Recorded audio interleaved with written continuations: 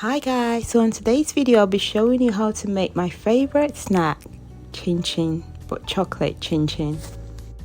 So for starters, I sifted 5 cups of flour, then I added sugar,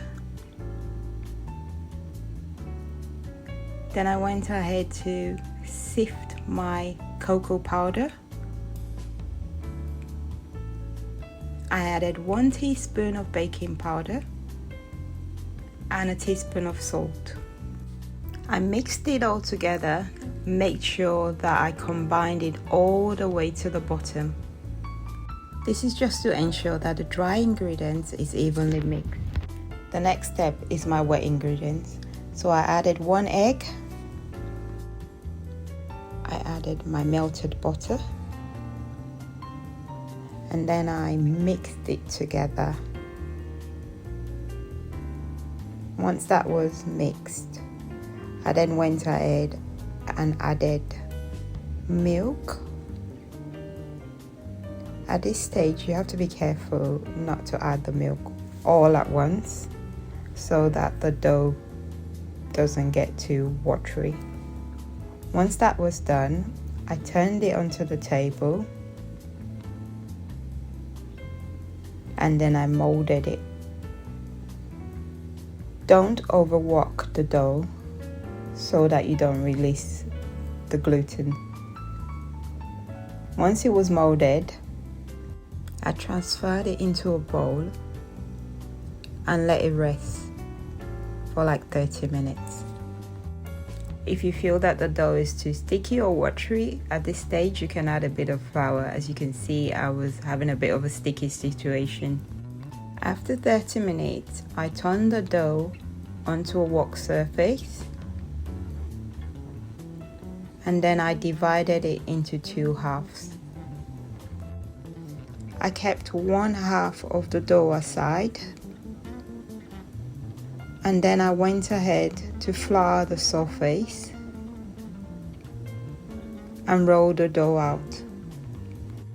Make sure the surface is well floured, and then you can put a little bit of flour on the dough as well so that the dough doesn't stick on the rolling pin. I rolled it out into my desired thickness. I like my chin chin really crunchy, so I made it really flat. I then went ahead to cut it with my pizza cutter. This is where you can make it your own. I just cut it into a square shape, but you can go ahead to do different sort of shapes that you want at this stage. Like I said previously, I like my chin chin really crunchy, so I sliced it into tiny square. And don't worry about it being clumped up together at this stage. Once you start frying, they will separate and be individual pieces once you put enough flour on the surface and on the dough while cutting it. While cutting, I had already put my pan on with oil on the cooker. I poured it gently into the hot oil. I fried it till it was cooked. It's a bit hard to know that because it's chocolate chin chin. But you just have to keep an eye on it, unlike the normal chin chin that you would know with the browning of the color. But this is different, so you have to make sure you keep an eye on it and stir frequently.